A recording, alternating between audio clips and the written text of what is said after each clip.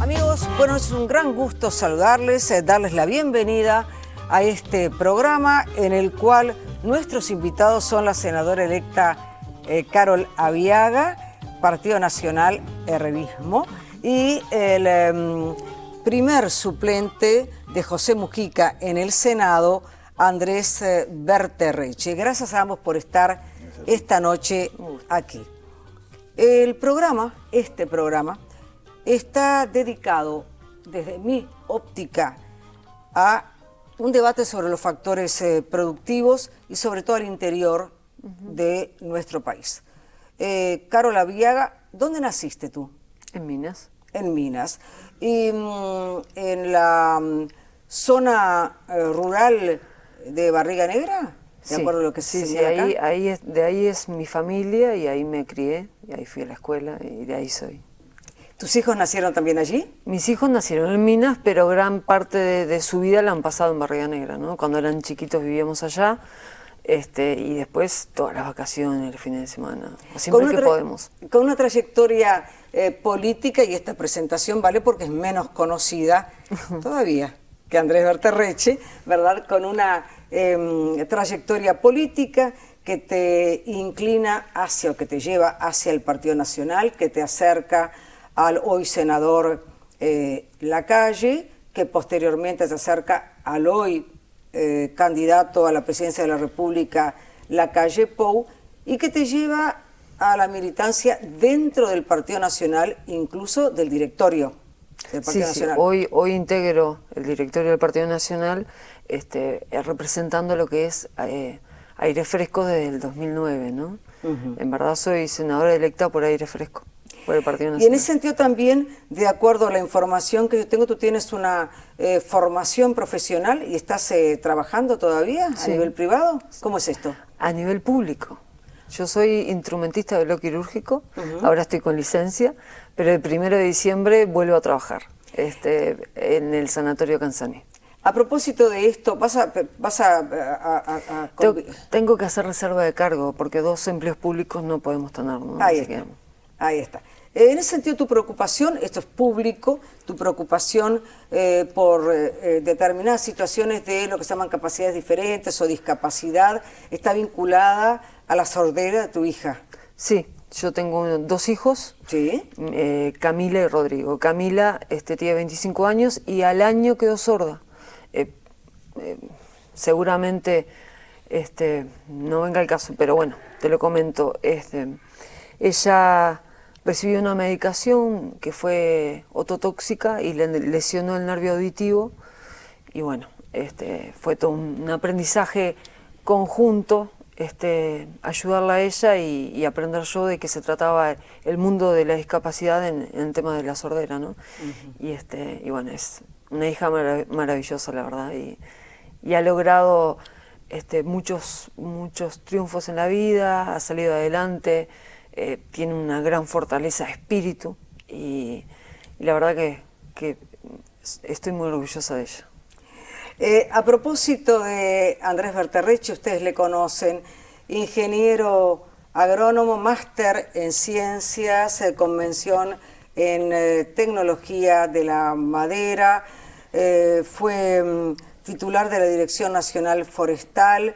Después de la renuncia de Mujica al cargo de ministro de Ganadería y Agricultura, asumió como viceministro de esa cartera, cuya titularidad estaba en manos de Ernesto Agassi, y cuando Agassi renuncia, Berterrecche pasa a ser el nuevo titular del ministerio. También fue presidente del Instituto Nacional de Colonización. A ambos entonces la invitación para trabajar en este debate sobre el tema interior de nuestro país, factores productivos y votación al 26 de octubre, cuando estamos camino justamente a ese balotaje de definición el 30 de noviembre. Y mi primera pregunta, dado que las encuestadoras no les vamos a pegar en este momento, si quieren le pueden pegar, no hay problema ninguno, pero les han pegado tanto que, en fin, reconocieron además que se equivocaron. Y uno de los factores que atribuyeron a sus gruesos errores fue el no haber sabido medir textualmente, dijeron, el desconocimiento del comportamiento de los votantes del interior de nuestro país. Entonces, ¿cómo se explica? Había la votación del Frente Amplio en el interior. Pues si no lo recuerdan, ganó en 14 departamentos, uno de ellos Cerro Largo, feudo nacionalista, si los hay. La Valleja, el departamento de Aviaga, logró mantenerse en manos del Partido Nacional. Y aumentó la cantidad de votos del Partido Nacional. Bueno, ¿a qué se debe, macro, verdad?, el comportamiento electoral del interior? Ya acordamos no poner pautas estricticias, pero unos 2 minutos cada uno para hacer el intercambio fluido. Te escucho. O menos, ¿no? Capaz que no es necesario bueno, 2 vamos, minutos. Sí. Pero sí creo que la forma de militar y de expresarse ha cambiado. Entonces, seguramente eso es lo que ha hecho esos errores, entre comillas, que algunas empresas han tenido. Pero creo que una de las cosas que es público y notorio es la caída del Partido Colorado en su votación en todo el país, y en el interior se vio fuertemente, ¿no? Y además, seguramente lo que sí se vio en muchos departamentos es que el Partido Nacional creció, no solo el Frente Amplio. Bien, para responder la pregunta esa tendríamos que tener 2 programas. Diría que los programas semanales de aquí hasta fin de año trataremos de hacerlo lo más sintético posible. Muy bien.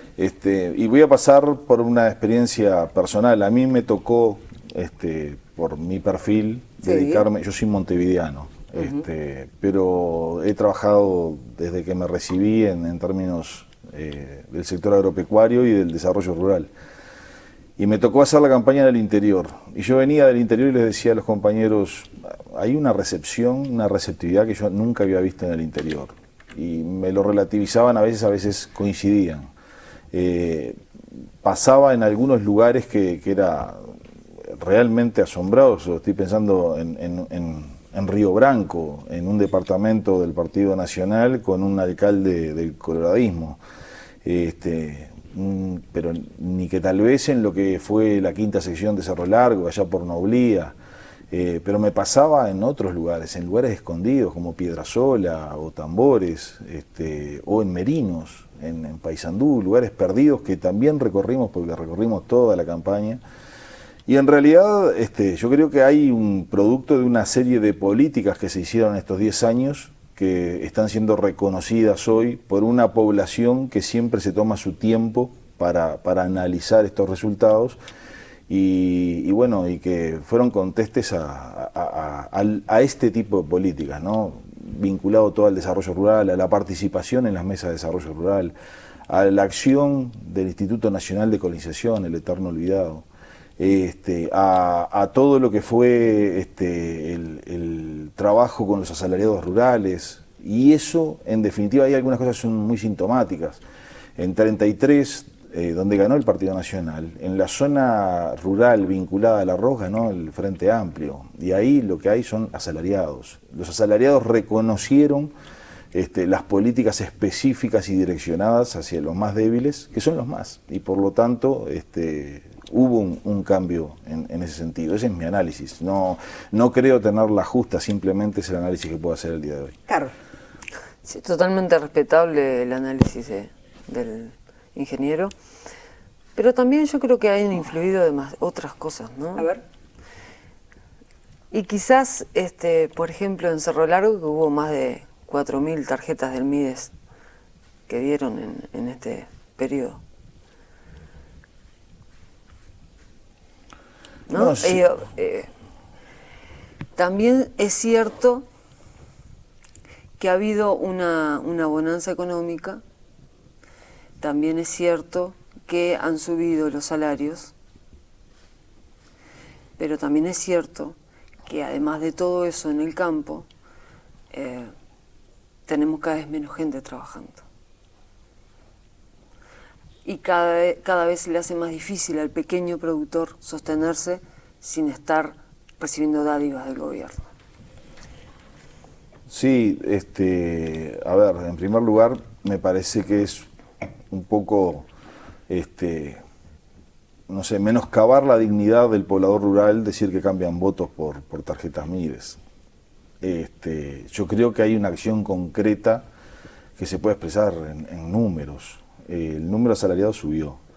El tema de los productores familiares, por primera vez, y en el Año Internacional de la Agricultura Familiar, por primera vez hicieron políticas direccionadas hacia los productores familiares. Y es cierto que a los productores familiares, como decía la señora Viaga, es cierto que hay que apoyarlos para que no se caigan. Y eso lo hizo el Frente. Porque si se pone a correr en pie de igualdad a Usain Bolt con un Rengo, evidentemente que no solamente va a perder, va a ser humillado. Y en el caso de la confrontación producción familiar versus agronegocios, evidentemente que hay que dar un soporte. Y hay que dar un soporte porque tienen restricciones financieras, tecnológicas, de capacitación, que si no se dan, sí se caen, evidentemente. Y por eso hay una decisión concreta en estos 10 años de apoyar a la agricultura familiar en forma diferenciada. Aquí hay 2 puntos por lo menos, Carola Viaga. El primero, la consideración de las tarjetas del Mides de un modo y la consideración de la dignidad menoscabada cuando se habla de dádivas por otro. Lo que corresponde con respecto a las tarjetas del Mides que decía, eso generalmente no es en el interior profundo, no es en el agricultor, ni el que trabaja la tierra, ni el que vive directamente en el campo. Eso pasa, es una política que está bien, que hay que ayudar, pero ayudar para sacarlo a la persona de esa situación difícil en que está. En estas épocas electorales a veces se abusa de ese sistema, y yo creo que es lo que ha pasado en gran parte de los centros poblados del interior del país. Con respecto, no estoy tan de acuerdo con el ingeniero con respecto al apoyo que se le ha dado al pequeño y al mediano productor en nuestro país. Todo lo contrario, en Cerro Largo, en La Valleja, en 33, específicamente, hay una gran desesperanza, un gran sentimiento de no saber qué va a pasar en miles y miles de productores. ¿Por qué? Por ejemplo, por los pedimentos mineros que hay sobre la tierra. Por ejemplo, con el grado de avance que tienen las distintas multinacionales que están comprando tierra en nuestro territorio. En estos departamentos que él nombró, por ejemplo, en Tacuarembó, hay un grupo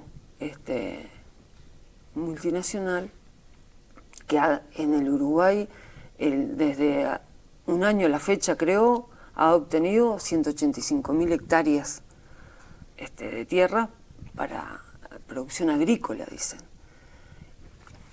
Cada hectárea que un grupo de estos económicos va acoplando es un productor que se va de la tierra, un productor familiar, y eso va haciendo que nuestra economía y nuestra soberanía alimentaria se vaya desmantelando, que creo que es una de las grandes problemáticas que tenemos hoy en el interior profundo, ¿no?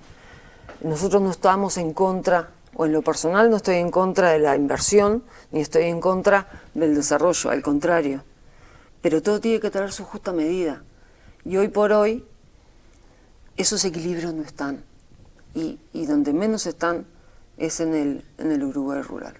Berterrecci, en ese sentido se manejan datos, en esa línea de respuesta que tú darás, que indican que en esta década se ha concentrado y extranjerizado la tierra de modo importante. Creo que era eso esencialmente a lo que se refería Viaga. Vamos a aclarar los tantos. Sí. En primer lugar, los datos que hay son del censo agropecuario, no hay otros datos. Y el censo agropecuario es del 2001 al 2011-12. no nos tienen que adjudicar en la crisis más grande que tuvo el país en un gobierno blanquicolorado, adjudicarle al frente todo el hecho de la concentración, porque buena parte de la concentración y buena parte de esas empresas que vinieron al país también llegaron en el momento de la crisis. No sé cuál es la empresa agrícola a la que se refería la señora Viaga. Es un grupo económico, UAG, que además de tener 185.000 hectáreas hoy por hoy para producción agrícola, tienen más de 1 millón de hectáreas pedidas para hacer prospección minera. O sea, no hay especulación en ese tipo de capitales sobre nuestro territorio y sobre las propiedades de nuestros productores. Justamente, si hay algo que hizo el Frente fue contrarrestar ese proceso concentrador. Y vamos directamente a UAG. UAG fue una de las mayores compradoras de tierra, y el Instituto Nacional de Colonización le sacó un montón de compras que iba a hacer UAG, en particular 3.000 hectáreas sobre el río Cuarén, cerca de Bella Unión, donde hoy está la colonia, una colonia que se está trabajando conjuntamente con ALUR y con la gente de UTA. Hay buena parte de las compras. El primer campo que me tocó comprar a mí en el Instituto de Colonización, el campo del Altillo sobre Ruta 19, la había comprado un ciudadano estadounidense por internet, no conocía el Uruguay. Y el instituto se lo sacó del buche y lo compró y lo repartió entre 3 organizaciones de productores en el territorio. Una perteneciente a la Federación Rural, una perteneciente a la Comisión Nacional de Fomento Rural y una perteneciente a cooperativas agrarias federadas. Donde había, por ejemplo, un solo usufructuario de campo, 3.000 hectáreas en el departamento de La Valleja, alguien vinculado a la Intendencia de La Valleja, un solo, que pagaba un precio irrisorio por la tierra, el instituto le compró al Banco de Seguros, tuvo que hacer un juicio para sacar a esa persona de allí, porque hubiera sido muy noble que lo entregara. No, hubo que hacer un juicio para sacarlo. Pero estamos hablando de UAG. UAG que no, fue... Estoy hablando de la concentración de la tierra. Estoy hablando de la concentración de la tierra.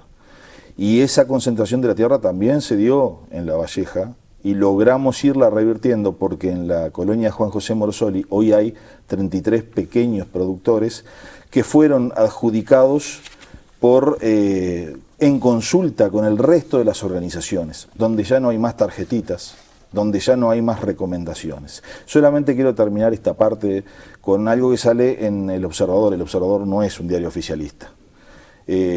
Titula así esta página del Observador: La calle Pou defendió la venta de tierra a extranjeros, que vengan. Ese es el título. Adentro del artículo dice además, entre otras cosas, que bueno, que si vendieron es porque nadie los obligó, que vendan. Yo no estoy de acuerdo, y no estoy de acuerdo con esa visión del más débil, y por eso, porque tienen restricciones los productores familiares, hemos ido levantando restricciones. En el primer gobierno de Tabaré Vázquez... Termino acá, pero no interrumpí durante... No, que retomando lo que nosotros veníamos expresando, UAG fue presentada en la Bolsa de Valores por el ministro de Ganadería en este periodo, ¿no? Es público y notorio, y además salió en la prensa nacional. Y yo me pregunto, el Ministerio de Ganadería no tendría que estar viendo por los intereses de la gente que trabaja la tierra y defendiendo los derechos de nuestros coterráneos y ciudadanos en todo el país. A mí me parece que, por un lado, hay un trabajo que están haciendo o intentando hacer el gobierno a través de el Instituto de Colonización y demás, que me parece que está muy bueno, pero por otro lado, es como que vale todo lo que venga de afuera y a los nuestros les retaseamos todo el tiempo los derechos. Con respecto, por ejemplo, a la concentración de la tierra, que bien tú lo decías, en este periodo ha sido de los más fuertes en ese sentido, tenemos la UPM. Yo no sé, pero creo que alrededor de 200.000 hectáreas tenemos ahí, que están como, no solamente dentro de lo que son capitales extranjeros que son dueños de esa tierra, sino también un Estado extranjero tiene parte ahí. Y eso realmente me preocupa, ¿no? Fuertemente. Hay una política diferente en colonización que desde el Ministerio. Esto es lo que sostiene Aviaga, si no entendí mal. No, es la misma, está muy coordinada. En apoyos a productores familiares se destinaron en el primer gobierno, y retomo lo que iba a decir, en el primer gobierno de Tabaré Vázquez, 80 millones de dólares para planes de desarrollo.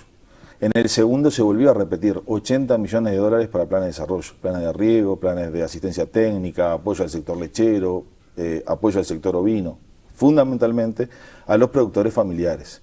Y se hizo una administración de esos fondos, que muchas veces son de endeudamiento público, mucho más democrática y técnicamente eficiente. Es increíble que el planteo de UPM, porque yo soy defensor de la ley forestal. Ahora, me tocó a mí tener que transformar lo que fue los decretos reglamentarios, que eran lesivos contra el medio ambiente, contra el resto de los pobladores, contra el uso de la tierra y contra el propio sector forestal. Solamente el tema de los suelos accesorios, que no tenían ningún fin técnico y que además podía haber alguna situación comprometedora, donde se cambiaron calificaciones de suelo para poder plantar suelos que no eran de prioridad forestal, fueron durante el gobierno del Partido Nacional. Y tuvimos que cambiar todo eso porque se había plantado árboles en suelos hidromórficos, en suelos agrícolas, en suelos que no tenían nada que ver con el sector forestal. UPM viene allí. Y buena parte de lo que no era UPM, que era ENSE, buena parte de la gente que promovió esa forestación y esos decretos reglamentarios le terminaron vendiendo la tierra y la forestación después de haber cobrado el subsidio a esas multinacionales. Durante el periodo del Frente Amplio se hizo la ley de sociedades anónimas. Hasta el día de hoy los lecheros, que son una típica producción familiar, están sufriendo una ley de arrendamiento en la cual de un día para otro lo pueden sacar. Nosotros en el Instituto de Colonización generamos un plan de estabilidad del lechero arrendatario, cosas concretas, no cosas en el aire, cosas bien concretas, para que aquellos arrendatarios, cuando se iba a vender, en vez de que se vendiera y se fueran, el instituto lo compraba y lo dejaba como arrendatarios. Esas son políticas concretas a favor de los productores familiares de nuestro país. En ese sentido, y pasamos al próximo bloque, hubo 12 planteos que ha hecho Berterrecci que tienen que ver con corrupción. Uno vinculado a la Intendencia de La Valleja, ¿entendí bien? ¿Corrupción? No, yo no lo califiqué de corrupción, simplemente dije que había un ciudadano que tenía 3.000 hectáreas que pertenecían al Banco de Seguros, que después lo compró cumpliendo la ley. Sí. La ley que se debió haber cumplido desde antes, de que todos los campos que fueran del Estado y no fueran usados para fines específicos de los entes y de los ministerios tenían que pasar al instituto.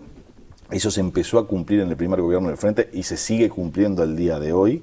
En esas 3.000 hectáreas había un ciudadano al cual le tuvimos que hacer un desalojo. Y donde ahí había 3.000 hectáreas en manos de un ciudadano que no sé cómo se había adjudicado, se hizo un llamado público, se consultó a la gente en el territorio y entraron 33 productores, muchos de ellos jóvenes productores y asalariados rurales. Pero es que a mí me parece muy bien eso. Es más, ese tipo de políticas me parecen que son las que se deben hacer. Lo que sí me parece que lo que no se debe hacer es lo que está pasando con otro tipo de manejos que tiene el gobierno con respecto a la tierra y al campo. Vamos a ir a eso, vamos a ir a eso en el Eso a mí me bloque. parece bien. Pero Hay aquí otras quedó, cosas que son... a ver, aquí quedó un planteo. Cuando Berterrecche hizo un planteo con respecto a la intendencia y como con respecto a las intendencias, y a las formas de No, contratación. pero no tiene nada que ver la intendencia con ¿Tú eso. mencionaste a la intendencia No, o no la mencionaste? a ver, hay algunas cosas que son importantes. ¿Por qué? No hay Ustedes ningún hablan de- intendente frente amplista, Sí. ningún director de ente autónomo frente amplista, ningún subsecretario frente amplista, ni ningún diputado frente amplista que sea colono. ¿Ah? Eso está claro. Nosotros no solamente hacemos una gestión de tierra en la que podemos estar de acuerdo. Ah, pero hay manejos, sí hay, bueno, si vamos a entrar en ese plano, sí hay manejos en redes que ustedes tienen, de fomentos, que son manejadas por militantes y por personas, que, por ejemplo, en lo que tiene que ver en La Valleja, que son militantes del Frente Amplio, que son están en las listas del Frente Amplio y son los que manejan los fomentos, a través de los cuales ustedes muchas veces derivan los planes, en la mayor parte de las veces, derivan los planes de colonización del Ministerio de Ganadería y demás. Así que tampoco vamos a si queremos entrar en ese plan, no podemos entrar. Nunca le preguntamos a nadie qué votaba ni a qué iglesia de los no, quién domingos. votaba no, pero saben que son compañeros de partido y eso es público notorio en La Valleja por lo menos, ¿no? Así que Si se está refiriendo, especifique cuál. Nosotros trabajamos fundamentalmente... yo no voy a dar nombres, estoy diciendo lo que usted... Fundamentalmente Digo, porque nosotros acá- trabajamos con todas y además las sometemos al Consejo Agropecuario Departamental, donde la Intendencia de La Valleja tiene 2 delegados. Pero eso está muy direccionado y son representantes políticos lo que ustedes tienen trabajando, obviamente, en cada rubro que tiene que ver con el agro y no precisamente son por concurso, ¿no? Así que... digo, Nosotros, todos los que trabajan en las mesas de desarrollo rural son por concurso, todos. Concurso que antes no había.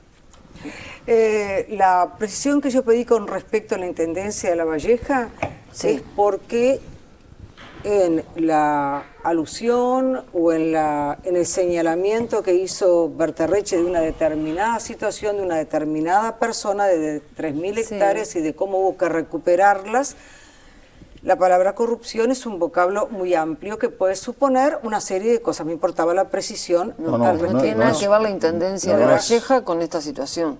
No es corrupción, sí digo... El Instituto de Colonización seguramente había otorgado un campo Sí. de colonización y después el mismo instituto lo retiró. No tiene nada que ver la Intendencia. A ver, No es exactamente así, pero no importa. No tiene que ver la Intendencia de No, no. Institución. Eso pero vamos a sí, dejarlo claro. yo insisto, Sí. cuando nosotros entramos al gobierno en el 2005, la ficha de adjudicación terminaba, de aspirante al instituto terminaba con un recomendado por. Eso se sacó, se terminó y se cristalinizó dando participación a todo el mundo, a todos los que quieran participar. Me consta que hemos dado tierra a mucha gente que nada tiene que ver, y no me importa, porque en definitiva el tema de los derechos... Pero la tierra es de todos, ¿no? Por eso mismo, por eso... No, yo lo tengo claro.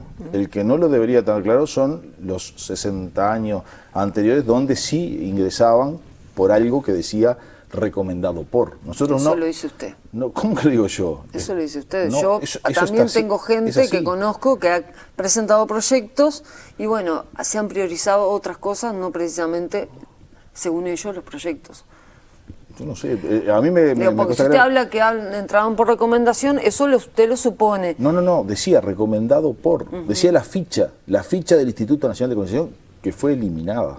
Usted señores, sabrá. hacemos una brevísima pausa y quiero volver al otro tema, al tema vinculado a la forestación, al proceso de forestación, la forma, a propósito de la concentración justamente, y a la venta de tierras en determinadas condiciones.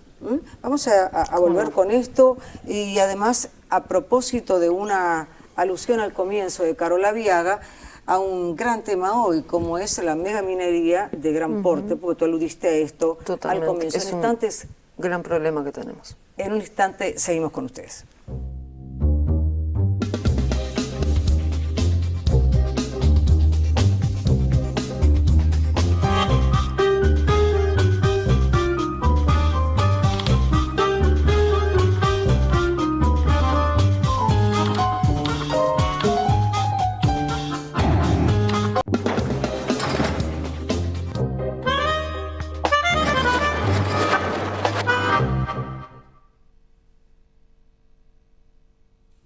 En el segundo y último bloque de este programa, que obviamente se va a revelar, se está revelando muy breve, sobre temas que en general no se debaten en televisión, pero estamos en la campaña, además, hacia el 30 de noviembre, y una de las cosas esenciales hoy en cualquier ciudadanía, y en esta ciudadanía, es el derecho a la información, el derecho a la transparencia y la lupa puesta sobre los gobernantes para ver cómo manejan nuestros destinos.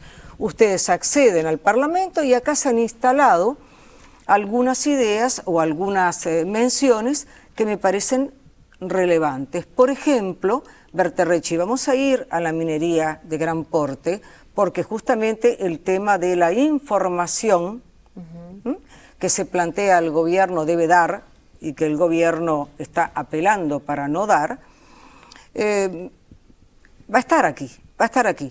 Pero tú hablaste, Berterrecci, de un tema que lleva años y que estaba, me parece, bastante olvidado. ¿Cómo es el tema de la recalificación de suelos al cual aludiste a ENSE, aludiste a compra, recalificación, venta? Y bueno, ¿cómo es esto? Porque había además en la pausa un pedido de claridad por parte de Aviaga y una decisión tuya de hacerlo, sí. Una política de la década del 90, en la primera parte de la década del 90, de la reglamentación de la ley forestal que tenía poco que ver con lo productivo de lo forestal. Había un tema de suelos accesorios, que no eran nada, era si yo en un padrón tenía 60% de suelos forestales definidos como forestales, el 40% restante podía ser definido como forestal también, aunque no lo fuera. Eso no tiene ni pie ni cabeza y no podría tener otra opción que lo que decía la señora Aviaga acerca de el uso especulativo de la tierra. Y hubo recalificaciones de ese 60 para hacer entrar el 40 restante. Se dieron, se plantearon y llevaron a muchísimos errores, porque además aún en la parte forestal, yo soy forestal además, en la parte forestal se plantaron en suelos que tuvieron muy malos rendimientos, se plantaron en suelos húmedos que además de afectar lo ambiental, tuvieron una muy mala producción. Y eso se dio en un marco tampoco de demasiada claridad, pero por suerte en el 2005, y yo siempre me voy a referir a lo que dice el presidente de la República, pido disculpas por haber llegado tan tarde, pero en el 2005 se corrigieron todo eso, se corrigieron los suelos accesorios, se corrigieron suelos que tenían arriba de 120 de CONIAT y que estaban como suelos forestales, que nada tenía que ver con suelos forestales. Se sumaron otros suelos que sí tenían más que ver con suelos forestales, pero que no estaban en las zonas más vinculadas a algunas empresas, y bueno, yo creo que ese tipo de cosas le hizo además mal al propio sector forestal, que siempre fue mal visto, y yo soy un gran defensor y de hecho, sobre todo de aquella madera con fines de producción de calidad, ¿no? Que me parece que es la visión que debería tener un país como el nuestro. Calificación y recalificación de suelos y además decir una alusión a ¿he llegado demasiado tarde por Mujica? No, Mujica siempre dice cuando hay políticas de impacto social, dicen disculpen que llegué tarde. Ahora, aquí hubo una alusión directa al gobierno del doctor Lacalle. Sí, sin lugar a duda. Pero usted sabe que en el gobierno del doctor Lacalle fue que nació mi hija y hoy ya soy abuela. A mí me interesa discutir lo que hay ahora, lo que ha pasado en estos últimos 10 años y lo que va a pasar para adelante. Sin duda, Permítame una pregunta. Sí. ¿Usted cree que uno puede discutir el ahora y lo que va a pasar para adelante sin la evaluación del pasado? No, se puede evaluar totalmente. No, estoy de acuerdo con usted. Pero ¿sabe qué? Es como querer tapar el sol con un dedo, empezar a hablar del 90 cuando ya estamos en el 2014. Vamos a hablar del 2014, vamos a hablar de lo que ha pasado en estos últimos años y qué es lo que nos está pasando ahora y qué es lo que nos puede llegar a pasar en el manejo de la tierra y en el manejo y en las políticas públicas que se están haciendo con respecto a eso, ¿no? Me parece bien importante y bien interesante. Berta Reche. Sí, No, perdón. Sí. Desde el 2005 a la fecha, en el 2008, por ejemplo, teníamos por catastro minero, había unas 60.000 hectáreas que estaban con pedimento minero en Uruguay. Ahora hay cerca de 4 millones de hectáreas. En forestación, le puedo asegurar que los números han crecido bastante de la cantidad de hectáreas que había del 2005 a la fecha. Y sobre todo lo que ha cambiado es los dueños de la tierra. Porque a mí si hay algo que me gusta y que he leído bastante, leí sobre su trabajo, que me parece muy interesante e importante, creo que es parte del aprendizaje que ha tenido este país con respecto a distintos rubros, y en la forestación también lo ha tenido. Pero dentro de ese aprendizaje que hemos ido teniendo, a veces nos queremos comparar con Finlandia y decimos que es el lugar hacia donde tendríamos que ir. Y si uno mira y estudia lo que es la tenencia de la tierra en Finlandia, y sobre todo en lo que tiene que ver con bosques, ahí sí hay una distribución de la riqueza de verdad y real, con respecto a la tenencia de la tierra y con respecto a la producción de la tierra. Porque hay un 60% o más de los bosques que están en manos de la gente que vive en el lugar y de los productores, que alrededor de 26 hectáreas cada uno tiene de esos bosques. Un 30% será del Estado y las empresas privadas no sé si tienen un 10% de esos bosques. Ahora, hay como un consorcio donde la tenencia de la tierra y la producción está muy repartida y hay realmente una distribución de esa riqueza, que acá no se da, acá se concentra y se expulsa. Tomo sus palabras, la respuesta la da Berta Reche, por supuesto, pero tomo sus palabras por el tema vinculado al pasado. ¿Cuánto tiempo le toma a Finlandia llegar a esta situación que usted maneja como ideal? Llegar, por ejemplo, a que se respeten los derechos ambientales, se controlen realmente lo que se usa en la tierra, desde los agrotóxicos, por ejemplo, y controlar, por ejemplo, las plantas de celulosa y demás. Yo creo que en los 80 y los 90 tuvo una gran fuerza la sociedad como para lograr esos cambios, ¿no? Y precisamente, lograr esos controles ambientales. Y precisamente por eso es la valoración que en lo personal hago de la historia, hago del pasado, porque cuando Berta Reche alude a una política de los 90 que lleva a determinadas decisiones que afectan al suelo y al ambiente, entonces me parece que arrancar de ese momento no es tapar el sol con la mano. A mí me parece bien, ya le dije le dije que ha sido todo un aprendizaje, porque acá no existía el tema forestal. Y lo que nosotros teníamos era de pronto sombra que se plantaba en algunos predios para que los animales tuvieran una mejor calidad de vida, ¿no? Eso es nuestro.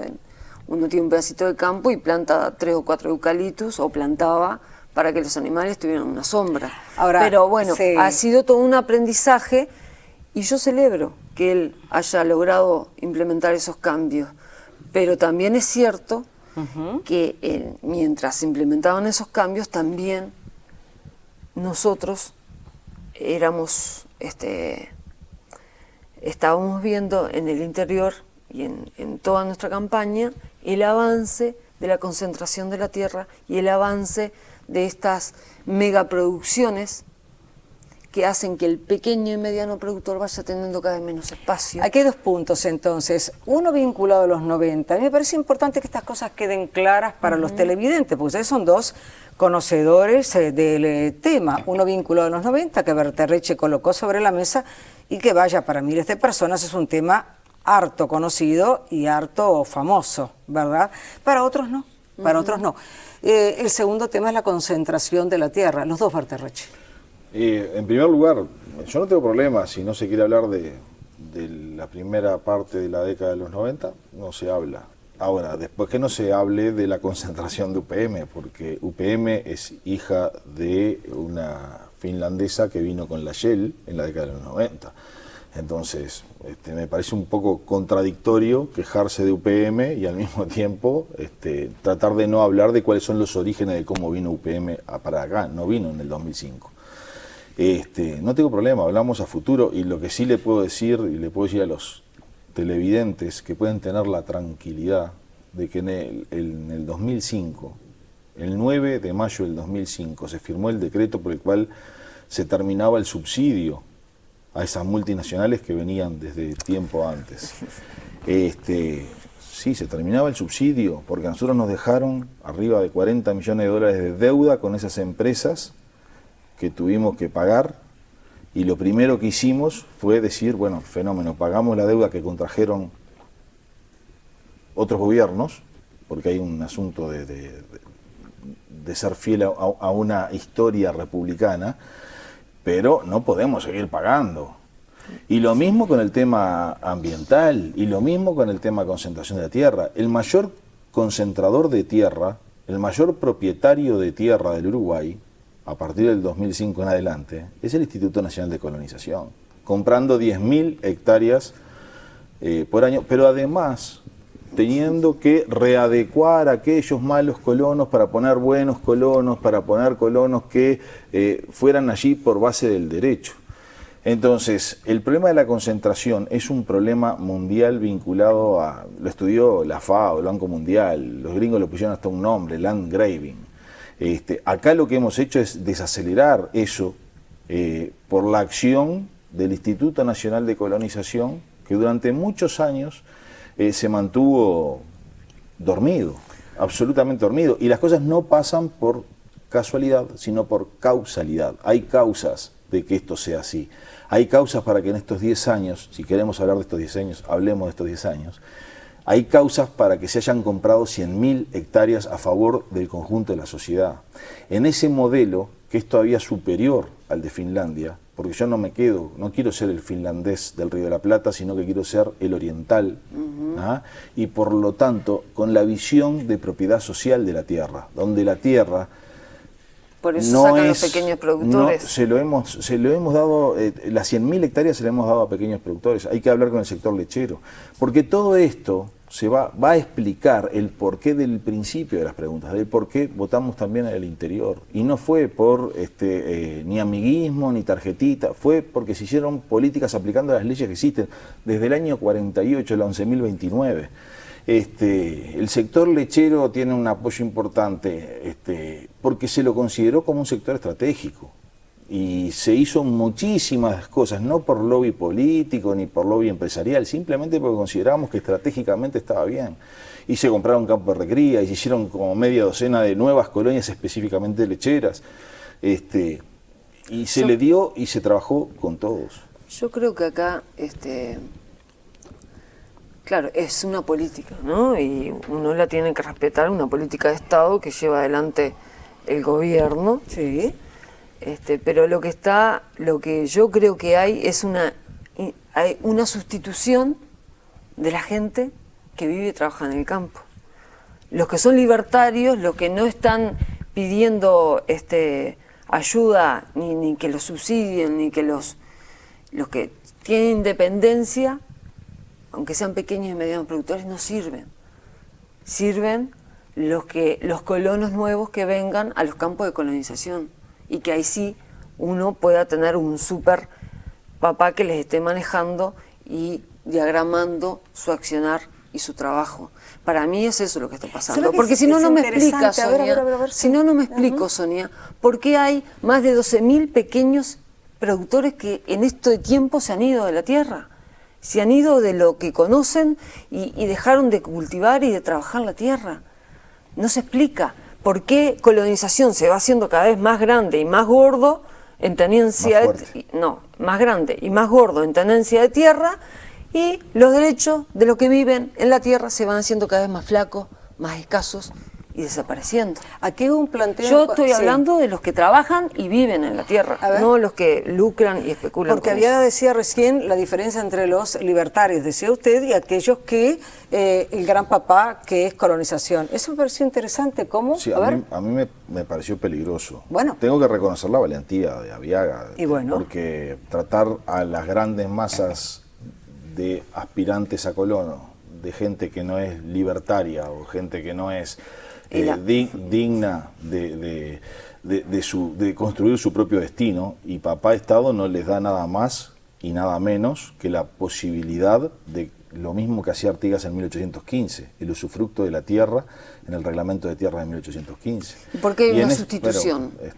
Por suerte, si nos vamos a ver en el Parlamento, va a haber un presidente del Senado, que posiblemente sea Raúl Sendic, al cual nos vamos a tener que referir y no nos vamos a tener que interrumpir. Sería bueno no interrumpirse, pues esto también es parte de lo democrático, lo republicano, tratar de respetar y escuchar al otro.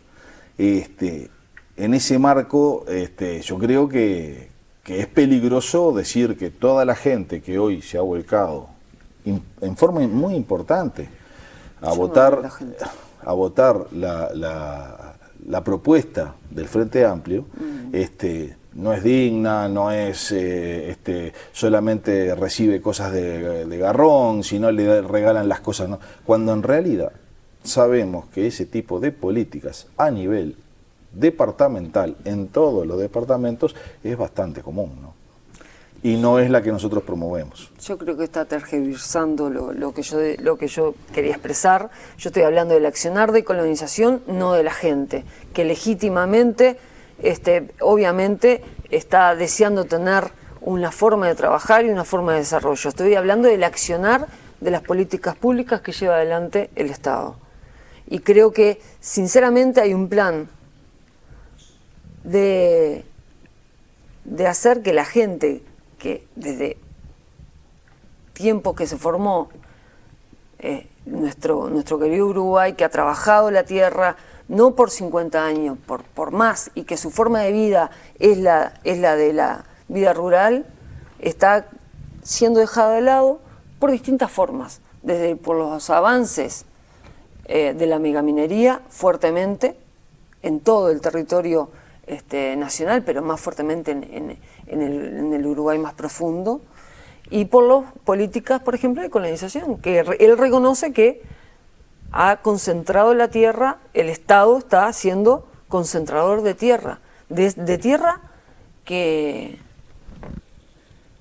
seguramente en muchísimos casos estuvo y estaba trabajada por más de alguna década por familias trabajadoras del Uruguay rural.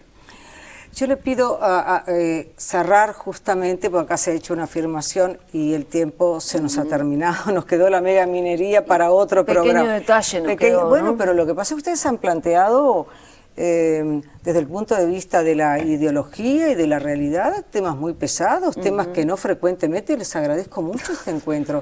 Claro que no se dan frecuentemente, normalmente invitamos y hablamos de los tributos, de la educación. ¿Cuánto hablamos del agro? ¿Cuánto hablamos de estas cosas que ustedes están planteando? ¿Cuántos signos de interrogación nos han dejado ustedes esta noche? Pero, Berterretxe, a propósito de lo que planteaba Carol Arriaga, entonces... No sé, pues planteo tantas cosas. Bueno, pero en el cierre, ¿no? En el cierre, sí. A mí lo que sí no estoy de acuerdo, y ahí está ahí puede haber una diferencia ideológica clara. Para mí el Estado no está para producir esa tierra, sino para dársela a otros, a los más débiles, a los que están echando de los arrendamientos. A eso es que le da. Sí tengo el orgullo de decir que el instituto, y como oriental, tengo el orgullo de decir que el instituto es el mayor propietario de tierra y que actualmente, en estos 10 años, se le entregan a asalariados rurales, a sindicatos rurales y a productores familiares arrendatarios que tienen problemas de tierra. Y eso a mí me da mucho orgullo. Y yo creo que a buena parte de la población rural también. Yo creo que hay una sustitución en el medio rural, tanto por el Estado como por los mega emprendimientos, y que los derechos de nuestra gente, del pequeño y mediano productor, porque acá los latifundistas están en otro lado, no están en la gente que vive en la tierra, se han visto totalmente menguados y sin defensa en estos años. Señores, yo les agradezco que hayan estado y quedaron otros temas por tratar. Ustedes van a estar debatiendo en el Parlamento y ¿cómo creen que va a... ¿Cuáles son los números que ustedes colocarían hoy sobre la mesa para el 30 de noviembre? Los números me refiero, naturalmente, para ambas fórmulas, ¿no? Yo no le coloco números, ¿Sí? le coloco sueños y esperanza y mucho trabajo. ¿Le sorprendió a Viaga, le sorprendió el resultado del 26? ¿La golpeó? No, hizo que la cuesta fuera un poco más difícil, ¿no? Pero estamos acostumbrados a eso. ¿Mantiene la esperanza para el 30? Hay un mito que a mí me gustaría sí. romper. Sí. O romper no, pero por lo menos que está siempre sobrevolando cuando dicen los gobiernos blancos y colorados, que el Partido Nacional en 185 años, hoy se lo comenté a mi hija, en 185 años, desde 1830 a la fecha, fue solo gobierno 15 años. Además, siempre fuimos oposición y oposición constructiva. Y acá estamos. No es del todo así, porque las mayorías parlamentarias llegaban por cogobiernos definidos de esa manera desde el año 99. Había un cogobierno blanco y colorado y de hecho hubo un acuerdo en un balotaje. Entonces no me puede decir que era oposición en el año 99 con el gobierno de Jorge Valle. Creo que el Frente va a obtener una victoria amplia.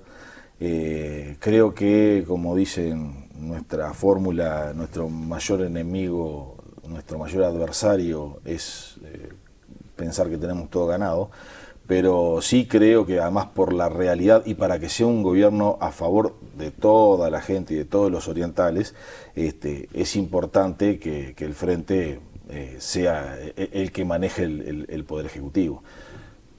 Yo escucho las encuestas, pero trabajo más allá de las encuestas. Ahora, está claro que hasta por la gente, en general plantea que, aún los que no nos van a votar, plantea que lo más probable es que haya un gobierno del Frente Amplio. Con participación, porque nosotros no queremos ningunear a la oposición. Nosotros, por ejemplo, en este último gobierno tuvimos representantes de todos los partidos de oposición en los entes autónomos.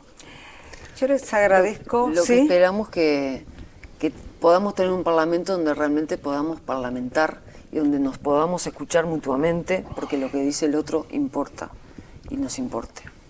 Un parlamento donde se pueda controlar la gestión del Estado, la gestión del Ejecutivo, donde se voten comisiones investigadoras y realmente haya más transparencia, que ayude a que haya más transparencia en la gestión.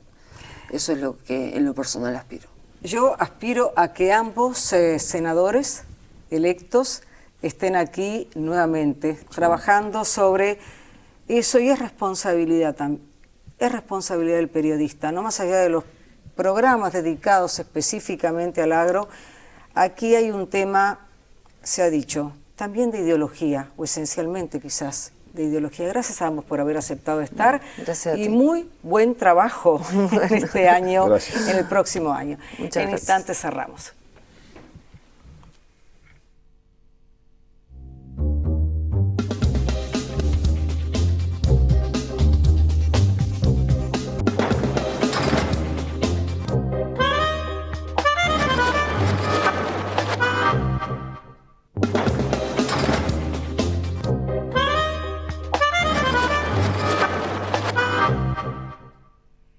La invitación de Antel es que ustedes disfruten toda la NBA desde su casa contratando Vera en su hogar. De ese modo, Antel les regala un NBA League Pass para vivir todos los partidos de la mejor liga de básquetbol del mundo en directo. Ustedes ingresan en veratv.com.uy o envían un SMS el 837 y obtienen su pase. El claim de Antel lo conocen.